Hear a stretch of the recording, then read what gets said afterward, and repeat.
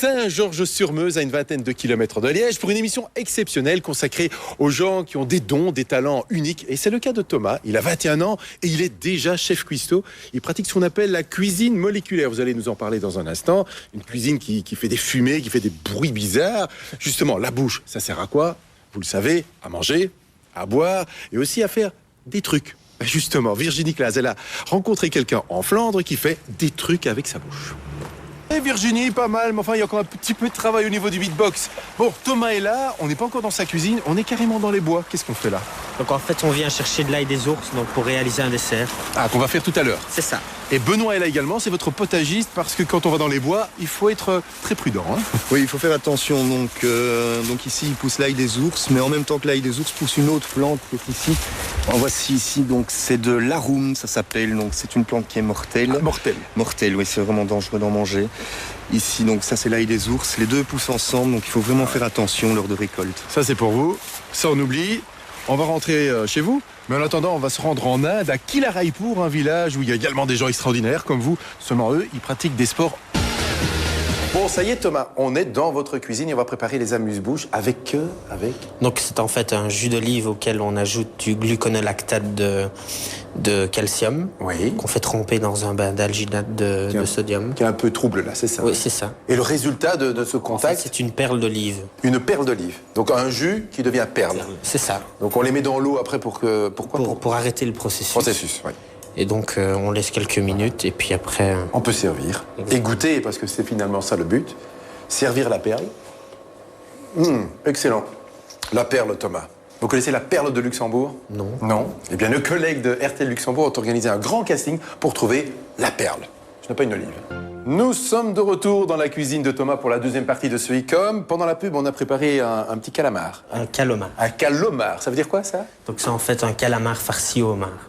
Et posé sur... Sur son encre. Voilà. Et vous avez votre seringue en main avec à l'intérieur... Un agar-agar de thé vert, donc on va mouler dans un tuyau afin de faire un spaghetti de thé. Un spaghetti de thé, donc pour agrémenter ce calomar. Voilà. Il est long, ce spaghetti? Il fait 1 mètre. 1 mètre? Ah oui, d'accord. Donc il est roulé, on va l'extraire. Voilà. Donc là, il était refroidi bêtement dans l'eau, quoi. C'est ça, oui. Hop là. Bah, écoutez, pendant que vous enroulez ça comme un chef, hein, c'est normal, je peux dire que vous êtes particulièrement adroit. Comme d'autres personnes, dans un autre domaine. Il a 12 ans, il s'appelle Jason, et lui, son adresse... Non, je vais pas le dire. Parce que, habituellement, quand on est un garçon, on fait pas ça.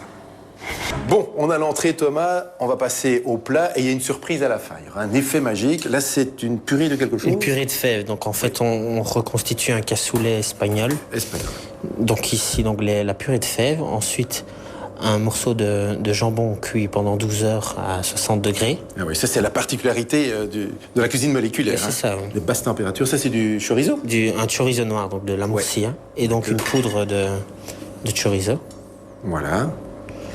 Auquel on ajoute donc à la fin, pour l'effet magique, justement... Ah, c'est quoi?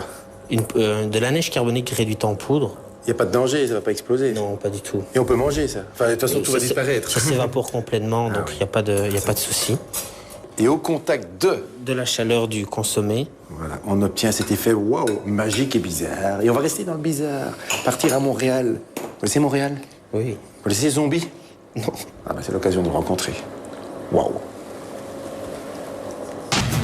Et revoici les feuilles que vous avez cueillies tout à l'heure dans les bois, Thomas. Et vous en avez fait quoi? On les a passées au pinceau avec un chocolat amer d'Italie.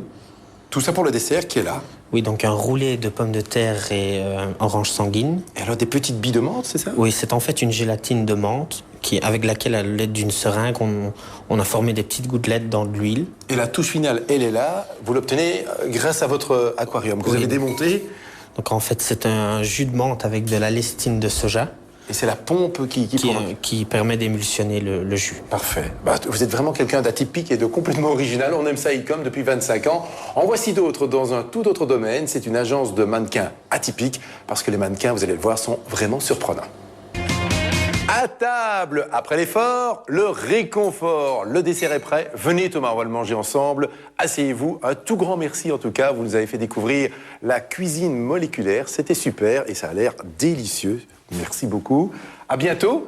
Et pour terminer cette émission consacrée aux talents extraordinaires, en voici un dernier. C'est un surdoué. Il s'agit d'un chien qui a appris à rouler à vélo, une image qui vient tout droit de nos archives. Elle date de janvier 1993. À samedi prochain, ciao, bon appétit.